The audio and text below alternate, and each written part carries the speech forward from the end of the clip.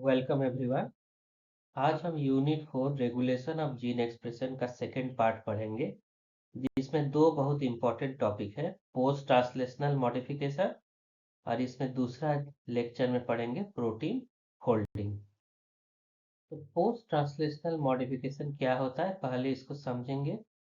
तो जब protein synthesis होता है, मतलब ट्रांसलेशन होता है, उसके बाद प्रोटीन में कई केमिकल चेंजेस आते हैं, कई रासायनिक बदलाव होते हैं, जिसे क्या कहते हैं, पोस्ट ट्रांसलेशनल मॉडिफिकेशन कहते हैं। जो बदलाव प्रोटीन में ट्रांसलेशन के बाद है वो क्या है, पोस्ट ट्रांसलेशनल मॉडिफिकेशन। तो जब राइबोसोम मैसेंजर आरएनए से पॉलीपेप्टाइड चेन बनाता है, तो वो प्रोटीन का शुरुआत होता है। इसके बाद एंजाइम की मदद से इसमें बदलाव होते हैं। ये बदलाव कैसे होते हैं, जैसे फॉस्फेट ग्रुप का जुड़ना, जिसको क्या कहते हैं, फॉस्फोराइलेशन। किसी शुगर का जुड़ना, उसको क्या कहते हैं, ग्लाइकोसाइलेशन। या एसिटाइल ग्रुप का जुड़ना, जिसको क्या कहते हैं, एसिटाइलेशन। या एक तरह का प्रोटीन होता है यूबिक्विटिन, उसका जोड़ना, तो उसको कहते हैं यूबिक्विटिनेशन। ये सारे चीज क्यों जुड़ते हैं, ये बदलाव प्रोटीन की संरचना, स्थिरता, स्थान और काम, इसके स्ट्रक्चर को, इसके लोकेशन को, इसके स्टेबिलिटी को, सब कुछ चेंज करते हैं।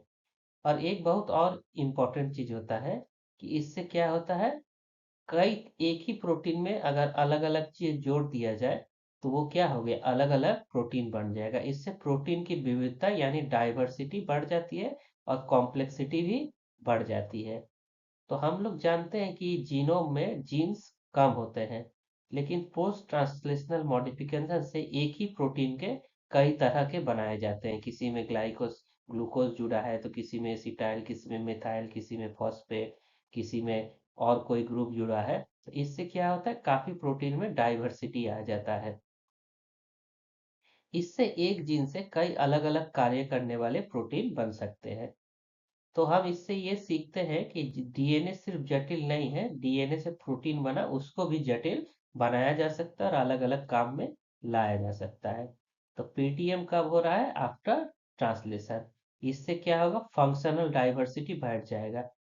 जो एक ही तरह का प्रोटीन बना, उसमें अलग अलग ग्रुप जोड़ के उसको अलग अलग काम में लगाया जा सकता है, जो प्राइमरी स्ट्रक्चर के बाद भी इसमें क्या देता है, वेरिएशन देता है। उसको क्या कहते हैं, प्रोटियोफॉर्म। एक ही प्रोटीन के कई फॉर्म बन जाते हैं। जो क्या कंट्रोल करता है, उनकी एक्टिविटी, या तो उसकी एक्टिविटी कम हो जाएगी या बढ़ जाएगी, या उसके लोकलाइजेशन को, वो एंडोप्लाज्मिक रेसिकुलम के अंदर होगा, साइटोप्लाज्म की न्यूक्लियस में, दूसरे मॉलिक्यूल से उसका इंटरेक्शन क्या होगा, इसकी स्टेबिलिटी बढ़ घट जाएगी। और सिग्नल से भी ये काम करते हैं। ये दो तरह की होती है। एक क्या होता है, रिवर्सेबल। रिवर्सेबल का मतलब है ये अगर जुड़ गया तो फिर दूसरा एंजाइम इसको निकलेगा, तो प्रोटीन वापस वैसा ही बन जाएगा जो जैसा पहले था। तो फॉस्फोराइलेशन, एसिटाइलेशन, यूबिक्विटिनेशन, ये हमेशा क्या होते हैं, रिवर्सेबल होते हैं। एक बार बन गए, फिर दूसरे बार दूसरे एंजाइम से इसको बदला भी जा सकता है। कुछ चीजें इरिवर्सिबल होती है, जैसे प्रोटियोलिटिक क्लीवेज। प्रोटियोलिटिक क्लीवेज का मतलब है प्रोटीन को काट देना, तो एक बार ये कट जाए तो दोबारा ये जुड़ नहीं सकते। उसी तरह कुछ कोवैलेंट ऑक्सीडेशन भी होते हैं जो इरिवर्सिबल होते हैं। तो सेल में काफी तरह के 100-200 तरह की पीटीएम मौजूद होते हैं। तो धीरे धीरे जितना वैज्ञानिकों ने शोध किया, उससे पता चला सेल में 400 से 700 टाइप्स के भी पोस्ट ट्रांसक्रिप्शन मॉडिफिकेशन है। लेकिन कुछ 15-16 टाइप के ऐसे पोस्ट ट्रांसक्रिप्शनल मॉडिफिकेशन है जो सेल में सबसे ज्यादा होते हैं। तो इनमें से जो कुछ इंपॉर्टेंट है उनको हम लोग आगे समझेंगे। मेजर पोस्ट ट्रांसक्रिप्शनल मॉडिफिकेशन होते हैं, उसका सबसे अच्छा उदाहरण है फॉस्फोराइलेशन। तो फॉस्फोराइलेशन क्या करता है, मोस्टली किसी चीज को एक्टिव कर सकता है या इनएक्टिव कर सकता है, जो सेल सिग्नलिंग, सेल साइकिल और अन्य मेटाबॉलिज्म हर रिएक्शन को कंट्रोल कर सकता है। तो फॉस्फोराइलेशन का पहले मतलब समझते हैं। इसमें देखिए 3-4 चीज है जो सारे पोस्ट ट्रांसक्रिप्शनल मॉडिफिकेशन में कॉमन होगा, जिसके आधार पर हम लोग इसको डिस्कस करते हैं। तो पहला क्या होता है, रेसिड्यूज। रेसिड्यूज का क्या मतलब है, ये पूरा प्रोटीन है और ये प्रोटीन किसका बना है, एमिनो एसिड से। तो ये जो फॉस्फोराइलेशन होगा, फॉस्फोराइलेशन का मतलब है फॉस्फेट ग्रुप का जुड़ना। तो ये फॉस्फेट ग्रुप कहाँ जुड़ेगा, सारे अमीनो एसिड में या किसी किसी स्पेसिफिक। तो फॉस्फोराइलेशन के केस में सबसे ज्यादा फॉस्फेट ग्रुप कहाँ जुड़ता है, सीरीन एमिनो एसिड में, थ्रियोनिन और टायरोसिन, ये यूकैरियोटिक के केस में कहा जा रहा है। कभी कभी हिस्टिडीन, एस्पर्टिक एसिड और ग्लूटामेट में भी कभी कभी जुड़ता है, लेकिन ये लेस कॉमन है। ज्यादा कहाँ जुड़ता है, सीरीन, थ्रियोनिन और टायरोसिन। तो जहां भी सीरीन, थ्रियोनिन, टायरोसिन होगा, वहां क्या जुड़ रहा है, फॉस्फेट ग्रुप जुड़ रहा है। अब जो भी पोस्ट ट्रांसलेशनल मॉडिफिकेशन होगा, वो किसके द्वारा होगा, तो हम लोग अच्छे से जानते हैं कि हर रिएक्शन के लिए किसका जरूरत होता है, एंजाइम का। तो फॉस्फोराइलेशन के लिए कौन एंजाइम जिम्मेदार है, प्रोटीन काइनेसेस। तो प्रोटीन काइनेसेस का क्या काम होता है, एटीपी से एक फॉस्फेट लेके इसको जोड़ना। तो ये कौन सा एंजाइम फॉस्फोराइलेशन करेगा, प्रोटीन काइनेसेस, इनको काइनेस भी कहते हैं या प्रोटीन काइनेसेस। ये क्या करता है, ट्रांसफर किसको करता है, गामा फॉस्फेट फ्रॉम एटीपी। ये एटीपी है, एडेनिन है, सुगर है, एडिनोसिन ट्राइफॉस्फेट है। इसको अल्फा, पहले फॉस्फेट को, दूसरे को बीटा, तीसरे को गामा। तो ये तीसरा वाला फॉस्फेट लेके जोड़ देगा, फिर दूसरा प्रोटीन का दूसरा एटीपी को लेके यहाँ जोड़ेगा। ये या तो एक जुड़ सकता है या मल्टीपल्स भी जुड़ सकता है। ये अलग अलग रिएक्शंस में अलग अलग तरीके के हो सकते हैं। तो ये जुड़ने से क्या होगा, एडिशन ऑफ फॉस्फेट। तो इससे क्या बदल गया, अब जो प्रोटीन था यहाँ क्या है, इसमें कोई चार्ज नहीं है। जैसे फॉस्फेट जुड़ा, उसमें क्या हुआ, दो नेगेटिव चार्ज, फॉस्फेट पे पता है ऑक्सीजन में नेगेटिव चार्ज होता है। तो इसमें फॉस्फेट जुड़ेगा तो इसमें हर फॉस्फेट के जुड़ने से दो नेगेटिव चार्ज इसमें आ जाएंगे। मान लीजिए तीनों जगह नहीं, एक ही जगह जुड़ा, तो उससे कितना माइनस चार्ज आ गया, दो माइनस चार्ज आ जाएगा। जिसके इसके स्ट्रक्चर में बहुत बड़ा बदलाव आता है और इस बदलाव से ये एक्टिवेट हो जाता है। तो फॉस्फोराइलेशन क्या हुआ, कि किसी भी प्रोटीन के कुछ खास एमिनो एसिड में फॉस्फेट ग्रुप का जोड़ना। कौन जोड़ता है, प्रोटीन काइनेसेस। ये का काम क्या है, rapid on off regulation of enzyme activity. कई तरह के सेल में हम लोग आगे भी सिग्नलिंग या दूसरी चीजों को पढ़ेंगे, तब देखेंगे कि फॉस्फेट जुड़ने से या तो एक्टिव होगा और फॉस्फेट हटने से डीएक्टिवेट होगा। तो इसका काम क्या है, तुरंत ऑन ऑफ करना, किसको, मोस्टली प्रोटीन क्या होते हैं, एंजाइम्स होते हैं। एंजाइम्स के लिए और भी दूसरे मॉलिक्यूल्स के लिए ये क्या करता है, स्विच करता है, किसके द्वारा, सिग्नलिंग। कोई सिग्नल आया, तुरंत ये एक्टिव होकर फॉस्फेट जुड़ दिया, ये काम करने लगा। सिग्नल चला गया, ये डीफॉस्फोरिलेट कर देगा, ये वापस अपने पुराने नॉन फंक्शनल स्टेट में आ जाएगा। इसका सबसे उदाहरण, अच्छा उदाहरण किसमें दिखता है, मैप काइनेस सिग्नलिंग पाथवे में। एक आरबी प्रोटीन होता है उसके फॉस्फोराइलेशन में। तो आपको क्या याद रखना है, पोस्ट ट्रांसक्रिप्शनल मॉडिफिकेशन में फॉस्फोराइलेशन होता है, जिसमें प्रोटीन में क्या जुड़ता है, फॉस्फेट, जिससे उसमें नेगेटिव चार्ज आएगा, कुछ स्ट्रक्चर में बदलाव होगा और वो एक्टिव हो जाएगा। कौन करता है, प्रोटीन काइनेस करता है। और ये कहाँ होता है, कुछ खास एमिनो एसिड में, हर एमिनो एसिड में नहीं। जो पोस्ट ट्रांसलेशनल मॉडिफिकेशन है उसे क्या कहते हैं, एसिटाइलेशन। ये कहाँ पे होता है, याद रखना है, लाइसिन पे होता है। और कौन से लाइसिन पे, ई एमिनो, ई जैसे अल्फा होता है, बीटा होता है, गामा होता है, एप्सिलॉन होता है, इस पे जो लास्ट वाला होता है उसको ई या एप्सिलॉन एमिनो एसिड एमिनो कहते हैं, लाइसिन का। तो ये हमेशा कहाँ होगा, लाइसिन में, और एन टर्मिनल रीजन पे होता है। तो इसमें क्या जुड़ता है, एसिटाइल ग्रुप जुड़ता है, COCH3। तो ये किसके मदद से जुड़ेगा, एन एसिटाइल ट्रांसफरेज एंजाइम हो जाता होता है, जो इसमें क्या जुड़ेगा, एसिटाइल ग्रुप में। ये प्रोटीन है लंबा सा, इसमें ये लाइसिन इसका एमिनो एसिड है, उसमें क्या जुड़ जाएगा, एसिटाइल ग्रुप। कौन जुड़ेगा, एन एसिटाइल ट्रांसफरेज। कुछ और भी सेल में ट्रांसफरेज होते हैं, जैसे histone acetyl transferase, general acetyl transferase और डी एसिटाइलेस। डी एसिटाइलेस क्या करेगा, इसी को वापस अपने रूप में बदल देगा और एसिटाइल ग्रुप को निकाल देगा। तो एसिटाइल ग्रुप जोड़ने से क्या होता है, इससे न्यूट्रलाइज होता है पॉजिटिव चार्ज। जो लाइसिन होता है उसमें पॉजिटिव चार्ज रहता है, तो जैसे ही एसिटाइल ग्रुप इसमें जुड़ता है तो इसका नेगेटिव पॉजिटिव मिलके इसको क्या करता है, न्यूट्रलाइज करता है। इसका बहुत इंपॉर्टेंट फंक्शन किस में है? क्रोमैटिन रेगुलेशन में। हिस्टोन एसाइटिलेशन से क्या होता है? क्रोमैटिन ओपन होता है। हम लोग पढ़ चुके हैं कि क्रोमैटिन किसका बना होता है? न्यूक्लियोसोम्स होते हैं, उसमें कौन से प्रोटीन होते हैं? हिस्टोन प्रोटीन्स होते हैं। और हिस्टोन में आर्जिनिन, लाइसिनिन, ये सब होते हैं। तो जब एसिटाइल ग्रुप जुड़ जाता है इन प्रोटीन्स में, क्या होता है? एसिटाइलेशन हो जाता है, तो वो एक दूसरे से दूर हट जाते हैं और क्रोमैटिन क्या हो जाता है? ओपन हो जाता है। तो ये इसी मैकेनिज्म से ओपन होता है। तो एसिटाइलेशन बहुत इंपॉर्टेंट है। ये प्रोटीन प्रोटीन इंटरेक्शन को भी, एक प्रोटीन का दूसरे प्रोटीन से जो इंटरेक्शन है उसको भी प्रभावित करता है, प्रोटीन के स्टेबिलिटी को भी और लोकेलाइजेशन को भी। इसका एग्जाम्पल क्या है? हिस्टोन H3K9AC और या P53 एसिटाइलेशन। तो ये सब तो याद करने का जरूरत नहीं है।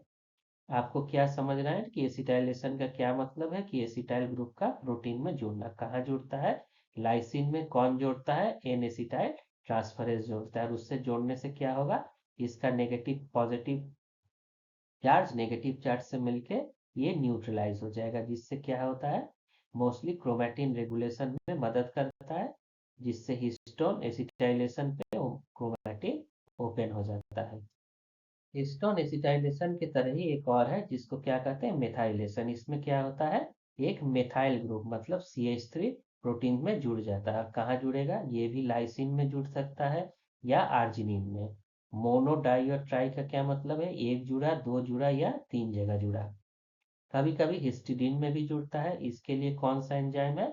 मेथाइल ग्रुप है तो मेथाइल ट्रांसफरेज। एसिटाइल था तो एसाइल ट्रांसफरेज था।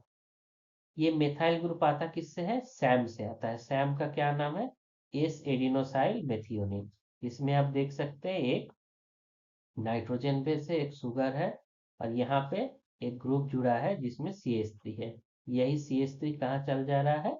लाइसिन प्रोटीन के पास यहाँ अटैच हो जा रहा है CH3। तो क्या हो रहा है? इसका मेथाइलेशन हो जाता है। और सेल में क्या होते हैं? डी मेथाइलेज, जो वापस इसको क्या करेंगे? मेथाइल को हटा के फिर लाइसिन अपने पुराने स्टेट में आ जाएगा। इसका भी क्या है? एपिजेनेटिक मास्टर है हिस्टोन को बदलने का। इससे क्या होता है? इसके बदलने से भी क्या होगा? हिस्टोन के ओपन होना या क्लोज होना, खुलना या बंद होना को इफेक्ट करेगा, जिससे क्या इफेक्ट होगा? ट्रांसक्रिप्शन या सिग्नलिंग। इसके भी कुछ एग्जाम्पल है, एक एक्टिवेट करता है, एक रिप्लेस करता है। तो ये अलग अलग एमिनो एसिड में कैसे मिथाइल ग्रुप जोड़ रहा है, ये बताया जा रहा है। पोस्ट ट्रांसलेशनल मॉडिफिकेशन, जिसका क्या नाम है? यूबीक्विटिनेशन। ये काफी इंटरेस्टिंग होता है और ये भी कहाँ होगा? लाइसिन में और एन टर्मिनल पर। कभी कभी नॉन लाइसिन लिंकेज पे, लाइसिन जहाँ नहीं होता वहां भी हो सकता है। तो पहले समझेंगे यूबीक्विटिनेशन होता क्या है। तो यूबीक्विटिनेशन क्या है? एक पोस्ट ट्रांसलेशन मॉडिफिकेशन है, यानी प्रोटीन के बनने बाद उसमें जो चेंज आ रहा है। तो हमारे शरीर में एक छोटा सा प्रोटीन होता है जिसका क्या नाम होता है? यूबीक्विटिन। ये एक तरह का टैग या लेबल का काम करता है। किसी चीज में चिपक जाएगा और उससे कुछ पता चलेगा। तो क्या करता है कि यूबीक्विटिन में, ये जो यूबीक्विटिन प्रोटीन है किसी दूसरे टारगेट प्रोटीन से चिपक जाएगा, जैसे स्टिकर लग जाता है। ये चिपकाने का काम कौन करता है? तीन एंजाइम के मदद से होता है। E1 एक्टिवेटर, E2 कॉन्जुगेटर और E3 होता है लाइगेज। तो कई बार यूबिक्विटिन एक चेन बनाकर, यहाँ देख सकते हैं एक के बाद एक चिपकता जाएगा तो कई चेन बन जाएगा। तो ऐसा क्यों होता है और इसका मुख्य काम क्या है? तो जब ये चिपक जाता है, इस पे टैग लग गया, स्टिकर लग गया, या चार या इससे अधिक स्टिकर लग जाता है, तो इसको एक और प्रोटीन आइडेंटिफाई करता है जिसका क्या नाम है? प्रोटियासोम। और इसको पकड़ लेगा और क्या करेगा? इसे छोटे छोटे टुकड़ों में तोड़ देगा। इससे सेल में जो पुराने या जो इंपॉर्टेंट प्रोटीन नहीं है या जो काम हो गया है, तो उनको क्या किया जाता है? सफाई किया जाता है। कभी कभी इसका दूसरा काम भी होता है कि सेल के लोकेलाइजेशन में या सिग्नलिंग में या DNA रिपेयर में मदद करता है। लेकिन मेन काम क्या है? कि प्रोटीन को तोड़ना। तोड़ने के लिए क्या है? इसको एक स्टिकर लगाना पड़ेगा, तभी पता चलेगा कि ये प्रोटीन तोड़ना है कि नहीं। ऐसे सेल किसी भी प्रोटीन को नहीं तोड़ेगा। जिसको खत्म करना होगा उस पे ये स्टिकर लगता है। तो ये स्टिकर लगाने को क्या कहते हैं? यूबिक्विटिनेशन, जो किसके मदद से होता है? E1 activating, E2 conjugating, E3 ligation. ये कैस्केड है, एक के बाद एक रिएक्शन होता है। और कभी कभी ये रिवर्सिबल भी होता है, किससे? डी यूबिक्विटिनेस से, जो इसको क्या करेगा? रिमूव करके वापस प्रोटीन को नॉर्मल में लाएगा। इसके कई टाइप होते हैं। मोनो यूबिक्विटिनेशन, जब एक ही लगता है। मल्टी मोनो, कई भी लग सकते हैं, एक भी लग सकता है। पॉली, जब बहुत सारे लगे हो। और ये कहाँ होते हैं? लाइसिन के अलग अलग पोजीशन में। एमिनो एसिड में 48 पोजीशन में जो लाइसिन है उसमें 63 में होगा। और ये चेन में होते हैं। तो K48 चेन में होगा, हो गया, तो इसको क्या कहेगा? प्रोटियासोमल डिग्रेडेशन। प्रोटियासोम प्रोटीन आएगा और इसको डिग्रेड करेगा। K63 में होगा तो 63 पोजीशन पे होगा लाइसिन के, तो क्या करेगा? ये सिग्नल का काम करेगा किसी सेल के सिग्नल के लिए, जैसे एंडोसाइटोसिस। या डीएनए रिपेयर के लिए होगा। मोनो यूबिक्विटिनेशन, जब एक जगह लगे, उसका क्या होता है? ट्रैफिकिंग, मतलब उस प्रोटीन को सेल में किसी एक जगह से दूसरे जगह जाना हो। इसके एग्जाम्पल है P53 यूबिक्विटिनेशन। तो एग्जाम्पल को तो याद रखने का जरूरत नहीं है, जो प्रोसेस है उसको समझना है कि यूबिक्विटिन क्या है।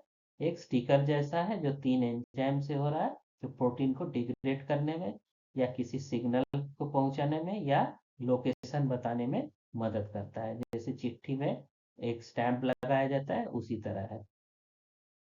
पोस्ट ट्रांसलेशनल मॉडिफिकेशन है, उसको क्या कहते हैं? सुमाइलेशन। ये भी काफी कुछ जो हम लोग लास्ट में पढ़े यूबिक्विटिनेशन उसी तरह का होता है, लेकिन इसका फंक्शन अलग है। तो हमारे शरीर में क्या होता है? एक छोटा प्रोटीन होता है जिसका क्या नाम है? सुमो।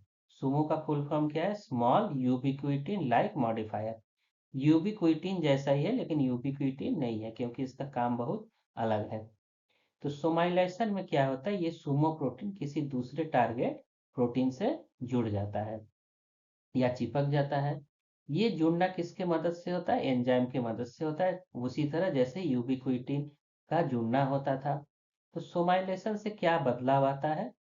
तो प्रोटीन को न्यूक्लियस, कोशिका के केंद्र में भेजना हो, तो उसमें क्या जोड़ा जाता है? सुमो जोड़ा जाता है। ये क्या करता है? इसको न्यूक्लियस में जाने में मदद करता है। और क्या करता है? ये भी प्रोटीन की टूटने से बचाता है। ये यूबिक्विटिनाइलेशन का उल्टा है। वो जुड़ जाता था तो प्रोटीन टूट जाता था, ये जुड़ जाएगा तो क्या होगा? प्रोटीन को बचाएगा, तोड़ने से रोकेगा। ये प्रोटीन प्रोटीन इंटरेक्शन को भी फेवर करता है, कि ये तय करेगा कि कौन सा प्रोटीन किससे मिलेगा या नहीं मिलेगा। और जीन एक्सप्रेशन को भी ये नियंत्रित कर सकता है। और डीएनए रिपेयर में भी ये मदद करता है। तो ये ग्रुप के जुड़ने से काफी ज्यादा फंक्शनल एबिलिटी प्रोटीन का बढ़ जाता है। तो यूबिक्विटिनेशन क्या था? प्रोटीन को तोड़ने का संकेत देता था। ये क्या करता है? प्रोटीन को नियंत्रण करता है, स्थिर करता है, और न्यूक्लियस में या कहीं भेजने में इसका मदद करता है। तो इसके कई फंक्शन है। न्यूक्लियर ट्रांसपोर्ट, ट्रांसक्रिप्शन में रेगुलेशन, डीएनए रिपेयर, इसके दूसरे प्रोटीन से इंटरेक्शन, और कहाँ जाएगा उसका लोकेलाइजेशन। इसमें भी उसी तरह 3 एंजाइम होते हैं, एक्टिवेटिंग, कॉन्जुगेटिंग और लाइगेजिंग। 3 एंजाइम मिलके काम करते हैं, और इसको पूरा क्या कहते हैं? सुमो लाइगेसेस। इसका उल्टा होता है स्नेप्स, जो क्या करता है? सुमो को रिमूव करता है। ये कहाँ पे होता है? लाइसिन में। ये जो चिन्ह बना है, इसका क्या मतलब होता है? ये एक हाइड्रोफोबिक एमिनो एसिड है। फिर लाइसिन है, उसके बाद क्या आता है? एक्स में कोई भी दूसरा एमिनो एसिड हो सकता है, और ई में क्या है? एसिडिक एमिनो एसिड होते हैं। तो ये जहाँ स्पेशल ऐसा स्ट्रक्चर हो, वहीं सुमो जुड़ेगा, हर जगह नहीं जुड़ता। तो ये आपको इतना नहीं कठिन याद रखना है। आप यहाँ लाइसिन याद रखेंगे तो भी काम चल जाएगा। और इसके फंक्शन याद रखने चाहिए। अगला पोस्ट ट्रांसलेशनल मॉडिफिकेशन है ग्लाइकोसाइलेशन। बहुत आसान है कि क्या जुड़ना? कार्बोहाइड्रेट का प्रोटीन से जुड़ने को क्या कहते हैं? ग्लाइकोलेशन। ये भी किससे जुड़ते हैं? ये एक सीक्वेंस होता है जहां एस्पार्जिन हो, कोई और एमिनो एसिड हो, फिर सीरीन या थ्रियोनिन हो, तो उसके नाइट्रोजन से जुड़ जाएगा कार्बोहाइड्रेट, तो उसको एन ग्लाइकोसाइलेशन कहते हैं। या सीरीन या थ्रियोनिन से डायरेक्ट जुड़े तो ओलिन ग्लाइकोसाइलेशन कहते हैं। कौन करता है? ग्लाइकोसाइल ट्रांसफरेंस एंजाइम। मेनली कहाँ होता है? एंडोप्लाज्मिक रेटिकुलम और गोल्जी में जुड़ जाता है। फिर गोल्जी में थोड़े थोड़े शुगर को काट के इसको ट्रिम किया जाता है, कई शुगर जुड़ते हैं। इससे क्या होगा, इसका फोल्डिंग होता है, क्वालिटी कंट्रोल होता है, सेल सेल रिकॉग्निशन होता है, रिसेप्टर के फंक्शनिंग इसमें आ जाता है, स्टेबिलिटी और ट्रैफिकिंग कि इसको कहाँ जाना है। इसके कई एग्जाम्पल है। एन ग्लाइकोसाइलेटेड सिक्रेटेड, जो प्रोटीन सेल के बाहर सिक्रेट होते हैं उसमें मोस्टली कार्बोहाइड्रेट जुड़ा होता है। किसमें, एन में। अगर नाइट्रोजन से जुड़ा हो या ऑक्सीजन से जुड़ा हो तो ओ लिखते हैं इसको। ये मोस्टली न्यूक्लियर या साइटोसॉलिक होते हैं, सेल के बाहर नहीं जाते। तो ये खास कुछ नहीं है। इन खास एमिनो एसिड में क्या है, कार्बोहाइड्रेट का जुड़ना है, जो किससे जुड़ेगा, ग्लाइकोसाइल ट्रांसफरेज से। और ये काम एंडोप्लाज्मिक रेटिकुलम और गोल्जी बॉडी में होता है। इसके बाद आता है लिपिडेशन। इससे पहले कार्बोहाइड्रेट जुड़ा, तो इसमें क्या जुड़ते हैं, लिपिड जुड़ते हैं। पूरे प्रोटीन से फैटी एसिड या लिपिड जुड़ेगा। अगर मेरिस्टाइल ग्रुप जुड़ रहा है तो इसको मेरिस्टोलाइजेशन कहते हैं, प्रिनाइल ग्रुप जुड़ रहा है तो प्रिनाइलेशन कहते हैं, पाल्मेटिक एसिड जुड़ रहा है तो पाल्मेटाइलेशन कहते हैं। और एक खास तरह का मेम्ब्रेन प्रोटीन होता है जिसको क्या कहते हैं, जीपीआई एंकर। ये क्या होता है, ग्लाइकोलिपिड होता है। शुगर भी होता है और लिपिड भी होता है, जो क्या करता है, मेम्ब्रेन से जुड़ जाता है। तो ये सब क्या है, लिपिड्स का प्रोटीन से जुड़ना। इससे क्या होता है, मेम्ब्रेन एंकर मेम्ब्रेन में जाता है, सिग्नलिंग का काम करते हैं। तो इसमें क्या चाहिए, GLY मिरिस्टाइलेशन का मतलब है ग्लाइकोसाइडिक मिरिस्टाइलेशन, या ग्लाइसिन जो होगा उसमें जुड़ेगा। तो पाल्मेटोलाइजेशन क्या है, पामेटिक एसिड का जुड़ना किस में जुड़ता है, सिस्टीन में जुड़ता है। प्रीनाइलेशन क्या है, फार्नेसिल ग्रुप का जुड़ना, वो भी कहाँ जुड़ता है, सिस्टीन में। और जीपीआई जो होता है, इसको फुल फॉर्म क्या है, ग्लाइकोसिल फॉस्फोटाइडिल लाइनोसिटॉल। ये भी कहाँ जुड़ता है, सी टर्मिनस में। ये मेम्ब्रेन का पार्ट होता है। तो इसमें क्या याद रखना है कि प्रोटीन में लिपिड का जोड़ना कई तरह हो सकते हैं। मेरिस्टाइल ग्रुप हो सकता है, पाल्मेटाइक ग्रुप हो सकता है, प्रीनाइल ग्रुप हो सकता है। इस तरह के जो जुड़ते हैं, और जीपीआई इसका एक मेजर उदाहरण है। प्रोटीन में डाई सल्फाइड बॉन्ड का भी जुड़ना एक पोस्ट ट्रांसलेशनल मॉडिफिकेशन होता है, जो प्रोटीन के फोल्डिंग में बहुत इंपॉर्टेंट होता है। ये कहाँ होता है, एंडोप्लाज्मिक रेटिकुलम में। डाई सल्फाइड बॉन्ड किसके किसके बीच बनता है, दो सिस्टीन के बीच में बनता है। और कौन करता है, प्रोटीन डाई सल्फाइड आइसोमरेज। इसको हम लोग प्रोटीन फोल्डिंग में और डिटेल में पढ़ेंगे, क्योंकि ये टर्सरी क्वाटरनरी प्रोटीन के स्ट्रक्चर को स्टेबलाइज करता है। एक बहुत इंपॉर्टेंट होता है अगला पोस्ट ट्रांसलेशनल मॉडिफिकेशन, जिसको क्या कहते हैं, प्रोटियोलिटिक क्लीवेज या प्रोसेसिंग। और ये हम लोग शुरू में देखे थे, ये क्या होता है, इरिवर्सेबल होता है। इसमें क्या होता है, प्रोटीन के कुछ पार्ट को क्या करते हैं, काट के निकाल देते हैं। इसमें एक सिग्नल पेप्टाइड होता है, जो ये सिग्नल देता है कि इसको क्या करना है, यहाँ से रिमूव करना है।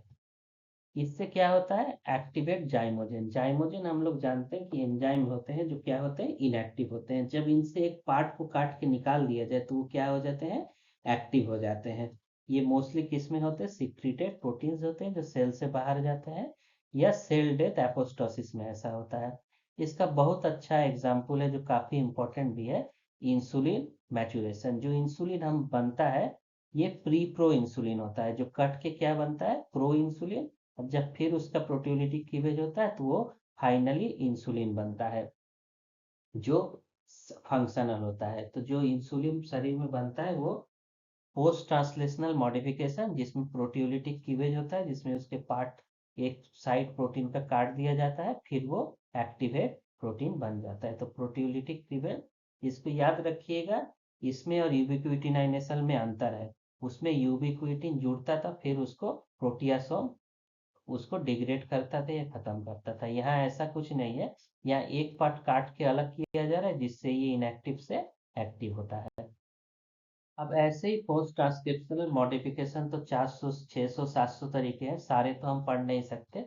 तो जो इम्पोर्टेंट थे वो हम लोग डिस्कस कर चुके हैं। इसी के तहत एक हाइड्रोक्सिलेशन होगा जिसमें हाइड्रोक्सिल ग्रुप जुड़ेगा, सल्फोलेशन में सल्फेट ग्रुप जुड़ता है, एक एडीपी राइबोसाइलेशन होता है जिसमें एडीपी शुगर जुड़ता है, नाइट्रोसाइलेशन में एनो ग्रुप जुड़ता है, ग्लाइसाइलेशन में कार्बोहाइड्रेट जुड़ता है। तो ये काफ़ी सारे अलग अलग तरह के होते हैं, जिसके कुछ एग्जाम्पल भी लिखे हैं। तो शॉर्ट नोट में है तो इनको भी ऐड कर सकते हैं, लेकिन इतना डिटेल में जाने का ज़रूरत नहीं है। बस याद रखना है कि ये सब भी क्या है, पोस्ट ट्रांसलेशनल मॉडिफिकेशन है। तो हम लोग पहले भी सोच समझ चुके थे कि पोस्ट ट्रांसलेशनल मॉडिफिकेशन क्या होता है। एक्टिविटी, एंजाइम को ऑन ऑफ किया जाता है, किसके एग्जाम्पल से, फॉस्फोराइलेशन में।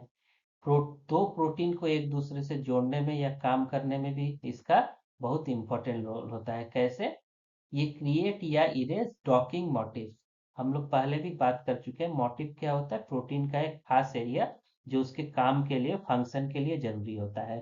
तो जब जोड़ने का एक जगह होता है जिसको प्रोटीन के या प्रोटियोनॉमिक्स में क्या कहते हैं, डॉकिंग कहते हैं, कि जहां दो प्रोटीन जुड़ के कुछ फंक्शन करेगा।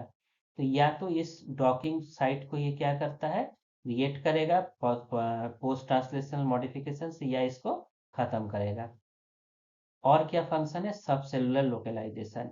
चेंज हो जाने के बाद या तो ये न्यूक्लियर में जाएगा, या न्यूक्लियस से बाहर जाएगा, या सेल से बाहर जाएगा, या सिग्नल को मास्क करेगा या अनमास्क करेगा। यूबिक्विटिनेशन से क्या होता था, प्रोटीन टूटता था। एसिटाइलेशन से स्टेबलाइज होता है। कन्फर्मेशनल चेंज, प्रोटीन में चेंज किया जाता है जिसे एलोस्टेरिक इफेक्ट कर सकते हैं। अनफोल्डिंग या रीफोल्डिंग, फोल्ड नहीं है तो उसको अनफोल्ड कर सकते हैं या फिर से दोबारा रीफोल्डिंग करते हैं। एक साइट में चेंज किया जाएगा जिससे दूसरा साइट के फंक्शन इफेक्ट होगा। इससे सिग्नल इंटीग्रेशन किया जाता है, बहुत जल्दी कोई सिग्नल आता है तो पोस्ट ट्रांसलेशन मॉडिफिकेशन अपने में चेंज करके उस सिग्नल को आगे भेज सकता है। और क्या है, प्रोटियोफॉर्म डाइवर्सिटी, जो मेन बात है कि डिफरेंट तरह के पीटीएम से एक ही प्रोटीन में कई फंक्शनल आइसोमर बनाए जाते हैं एक जीन से। एक जीन से एक प्रोटीन बना, उसमें 10 तरह के बदलाव करके 10 तरह के प्रोटीन बनाए जा सकते हैं। इस पोस्ट ट्रांसलेशनल मॉडिफिकेशन का भी काफी रेगुलेशन होता है, हम लोग डिटेल में नहीं जाएंगे तो काफी लंबा हो जाएगा। एंजाइम एक्सप्रेशन को कंट्रोल करके इसको रेगुलेशन करते हैं। इसके जो बनने के लिए को फैक्टर चाहिए, जैसे फॉस्फोराइलेशन की एटीपी चाहिए, एसिटाइलेशन के लिए सैम चाहिए, एसिटाइल कोए चाहिए, इनको बदल के इनका रेगुलेशन कर सकते हैं। सेलुलर सिग्नलिंग पाथवे, कुछ सिग्नल आने पे ही ये बनते हैं, नहीं आएगा तो वो नहीं बनेगा। सबस्ट्रेट अवेलेबिलिटी, इसके बनने के लिए जैसे एटीपी चाहिए, अगर एटीपी कम हो तो ये तब होगा ही नहीं। फीडबैक लूप, पेटीएम में फीडबैक लूप काफी काम करता है। जब फॉस्फोराइलेशन हो जाएगा तो ये खुद बोलेगा कि हमारा ऑटो फॉस्फोराइलेशन हटा दो, काम हमारा हो चुका है। या यूबिक्विटिनेशन, मतलब जब बन चुका है वो खुद प्रोडक्ट वापस रेगुलेट करेगा कि आप रोक दो। इनके कुछ इसका एग्जाम्पल है, हेस्टोन पीटीएम्स हम लोग पढ़ चुके हैं, कैसे एसिटाइलेशन मेथाइलेशन क्रोमेटिक स्टेट को ओपन या करता है। P53 का एग्जाम्पल हम लोग कैंसर में पढ़ते हैं। इंसुलिन का भी एग्जाम्पल ले कि कैसे प्रोटियोलिसिस की वजह से ये क्या हुआ, मैच्योर हुआ और एक्टिविटी इसका स्टार्ट हो गया। तो अभी तक जितना पढ़े उसका एक समरी है कि याद रखने के लिए मेजर पीटीएम क्या है, phosphorylation, acetylation, methylation, ubiquitination, sumoylation, glycosylation, lipidation, proteolysis. किसमें किसमें होता है, लाइसिन सबसे मेन है, कुछ याद ना रहे तो लाइसिन लिख लीजिए। इसमें सीरिन थ्रियोनिन मेन है, किसी में एस्पर्जिन है। जितना भी याद रहे बहुत अच्छा बात है, लेकिन इसको याद रखना है कि एंजाइम्स कौन से है। इसके लिए काइनेजेस है, उल्टा फॉस्फेटेज है, एसिटाइल ट्रांसफरेज है तो डी एसिटाइलेजेस है, मेथाइल ट्रांसफरेज है तो डी मेथिलाइज। इसमें E1 E2 E3 होता है। सुमोलाइजेशन में भी सेम होता है। ग्लाइकोलिसिस क्या होगा, ग्लाइकोसाइलेशन, ये सब याद न रहे चलता है। इसको याद रखना है, प्रोटियोलिसिस जो बहुत इंपॉर्टेंट है। एक्टिवेशन, सारे का क्या काम है इसमें, एक्टिविटी सिग्नलिंग। क्रोमैटिन, इसका भी काम क्रोमैटिन है जिसे इपिजेनेटिक्स भी कहते हैं। ये डिग्रेडेशन के लिए हो रहा है तो ये लोकलाइजेशन से होता है। तो पीटीएम में अगर गड़बड़ी हो जाए तो इससे कैंसर, डायबिटीज, अल्जाइमर जैसे बीमारी होता है। कैंसर में क्या होता है, अनकंट्रोल फॉस्फोराइलेशन होता है। तो हम इनसे क्या सीख सकते हैं कि किसी चीज में बदल कर टारगेट के नई दवाई बनाई जा सकती है। पीटीएम एक बहुत अच्छा एडेप्टेशन है जो रिवर्सेबल भी है मोस्ट केसेस में, जो अपने एनवायरनमेंट के अकॉर्डिंग चेंज होता रहता है। तो जीवन को कैसे एनवायरनमेंट के साथ तालमेल बैठाया जाए, ये डीएनए तो सेल के अंदर है, लेकिन इतना कुछ चेंज करके जो प्रोटीन बना उसको और डाइवर्स कर रहा है। तो इस लेक्चर में इतना ही। आगे के वीडियोस में और नए सेक्शंस को जानेंगे। और आपको वीडियो कैसा लगा ये ज़रूर बताएं, और कोई डाउट हो तो कमेंट करें। Thank you.